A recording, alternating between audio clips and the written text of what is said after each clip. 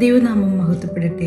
Malankara orthodox സഭയുടെ ആരാധനാ പാരമ്പര്യത്തിൽ പരിശുദ്ധ ദൈവമാതാവിന്റെ വാങ്ങിപ്പിന്റെ ഓർമ്മയോടനുബന്ധിച്ച് ആചരിക്കുന്ന ശൂനോയോ നോമ്പിന് അതീവ ആഴമുള്ള ആത്മീയ സ്ഥാനമുണ്ട്. സഭയുടെ ആരാധനാ ജീവിതത്തിൽ പരിശുദ്ധ ദൈവമാതാവിനെ ഓർക്കുന്നത് ഒരു ചരിത്ര സംഭവത്തെ മാത്രം അനുസ്മരിക്കുന്നതല്ല, ക്രിസ്തുവിന്റെ മനുഷ്യ അവതാര രഹസ്യത്തിൽ ദൈവഹിതത്തിന് പൂർണ്ണമായി സമർപ്പിക്കപ്പെട്ട ഒരു ജീവിതത്തെ സഭയുടെ മുമ്പിൽ മാതൃകയായി ഉയർത്തി കാണിക്കുന്നതാണ്. അതിനാലാണ് ശൂനോയോ നോമ്പ് ശരീരത്തിന്റെ ബാഹ്യ നിയമത്തിൽ മാത്രം ഒതുങ്ങാതെ ഹൃദയത്തിന്റെ ശുദ്ധീകരണത്തിനും ആത്മസമർപ്പണത്തിനും ദൈവഹിതത്തിലേക്കുള്ള മടക്കത്തിനുമുള്ള ഒരു വിശുദ്ധ കാലമായി മലങ്കര സഭയുടെ ആത്മീയ ജീവിതത്തിൽ നിലകൊള്ളുന്നത്.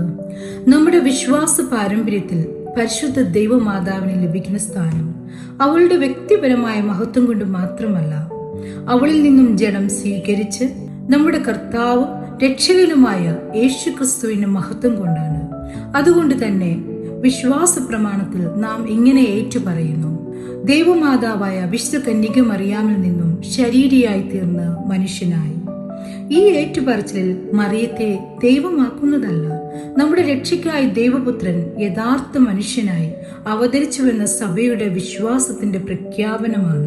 ഈ മനുഷ്യാവതാര രഹസ്യത്തിലേക്ക് മറിയം പ്രവേശിച്ചത് തന്റെ ഇഷ്ടം ഉയർത്തിപ്പിടിച്ചുകൊണ്ടല്ല, മറിച്ച് ഇതാ കർത്താവിന്റെ ദാസി, നിന്റെ വാക്കുപോലെ എനിക്ക് ഭവിക്കട്ടെ എന്ന പൂർണ്ണ ആത്മസമർപ്പണത്തിലൂടെയാണ്.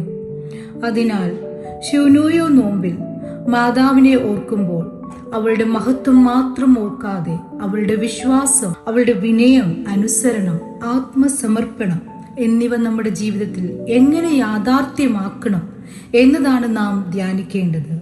ഈ ആത്മസമർപ്പണത്തിന്റെ ആത്മാവിനെ കൂടുതൽ ആഴത്തിൽ മനസ്സിലാക്കുവാൻ വിശുദ്ധ മത്തായിയുടെ സുവിശേഷം 17-ാം അധ്യായം 27-ാം വചനത്തിൽ നാണയം ഉൾക്കൊണ്ട മത്സ്യം എന്ന ചിന്താവിഷയം നമ്മൾ ഓർക്കുന്നു. ദേവാലയ നികുതിയെക്കുറിച്ചുള്ള ചോദ്യത്തിന് കർത്താവ് പത്രോസിനോട് അരുളി ചെയ്തു: എങ്കിലും നാം അവർക്കും ഇടർച്ച വരുത്താതിരിക്കേണ്ടതിന് നീ കടലിലേക്ക് ചെന്ന് ചൂണ്ടലിട്ട് ആദ്യം കിട്ടുന്ന മീനിനെ എടുക്കുക.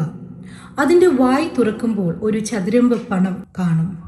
അത് എടുത്ത് എനിക്കും നിനക്കും വേണ്ടി കൊടുക്കുക. ഈ വചനത്തിൽ ശ്രദ്ധിക്കേണ്ടത് നാണയം ലഭിച്ച അത്ഭുതം മാത്രമല്ല, നാം അവർക്കും ഇടർച്ച വരുത്താതിരിക്കേണ്ടതിന് എന്ന ക്രിസ്തുവിന്റെ വാക്കുകളാണ്. തനിക്കുള്ള അവകാശം ഉണ്ടായിരുന്നിട്ടും മറ്റുള്ളവർക്ക് ഇടർച്ചയാകാതിരിക്കുവാനായി ക്രിസ്തു തന്നെ താഴ്ത്തുന്നു. അതോടൊപ്പം പത്രോസിന് പ്രതീക്ഷിക്കാനാകാത്ത വഴിയിലൂടെ ആവശ്യമായത് ദൈവം ഒരുക്കുകയും ചെയ്യുന്നു. അതിനാൽ നാണയം ഉൾക്കൊണ്ട മത്സ്യത്തിന്റെ സംഭവം നമ്മെ രണ്ട് വലിയ ആത്മീയ സത്യങ്ങളിലേക്ക് നയിക്കുന്നു. ക്രിസ്തുവിന്റെ വഴിയിൽ വിനയത്തോട് സ്വന്തം അവകാശബോധം താഴ്ത്തുക, ദൈവപരിപാലനത്തിൽ പൂർണ്ണമായി ആശ്രയിക്കുക. പരിശുദ്ധ ദൈവമാതാവും ദൈവത്തിന്റെ രക്ഷാകരമായ പദ്ധതിയുടെ പൂർണ്ണത മുൻകൂട്ടി അറിഞ്ഞിരുന്നില്ല. എങ്കിലും അവൾ പറഞ്ഞു: ഇതാ കർത്താവിന്റെ ദാസി, നിന്റെ വാക്കുപോലെ എനിക്ക് ഭവിക്കട്ടെ. ലൂക്കോസ് 1-ാം അധ്യായം 38-ാം വചനത്തിൽ നിന്നും അവൾ സംഭവിച്ചതെല്ലാം ഹൃദയത്തിൽ സംഗ്രഹിച്ചു, ദൈവഹിതത്തിൽ ഉറച്ചു നിന്നു. അതുകൊണ്ട് ഈ വചനവും മത്തായി 17-ാം അധ്യായം 27-ാം വാക്യം മത്സ്യം മറിയത്തിന്റെ പ്രതീകമായിട്ടല്ല, മറിച്ച് കർത്താവിന്റെ വചനത്തിൽ വിശ്വസിച്ച് അനുസരിക്കുകയും കാണാത്തതിലും ദൈവപരിപാലനത്തിൽ ആശ്രയിക്കുകയും ചെയ്യുന്ന വിശ്വാസത്തിന്റെ സാക്ഷ്യം പത്രോസിലും മറിയത്തിലും തിരുവചനം നമ്മെ കാണിച്ചു തരുന്നു. ശൂനോയോ നോമ്പിൽ പരിശുദ്ധ ദൈവമാതാവിനെ അനുസ്മരിക്കുമ്പോൾ അവളുടെ മഹത്വത്തിൽ മാത്രം നിൽക്കാതെ അവൾ ദൈവഹിതത്തിന് നൽകിയ അതേ എന്ന വിശ്വാസത്തിലേക്കാണ് നാം പ്രവേശിക്കേണ്ടത്. ഇതാ കർത്താവിന്റെ ദാസി, നിന്റെ വാക്കുപോലെ എനിക്ക് ഭവിക്കട്ടെ എന്ന വാക്കിലൂടെ അവൾ തന്റെ ജീവിതം ദൈവത്തിന് സമർപ്പിച്ചു.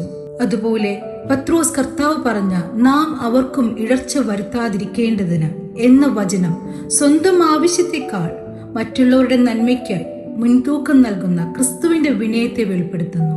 കർത്താവിന്റെ വചനത്തിൽ വിശ്വസിച്ച് അനുസരിച്ചപ്പോൾ ദൈവപരിപാലനം വെളിപ്പെട്ടു. ഇതുതന്നെയാണ് മലങ്കര ഓർത്തഡോക്സ് സഭയുടെ ശൂനോയോ നോമ്പിന്റെ ആത്മീയ വിളിയും.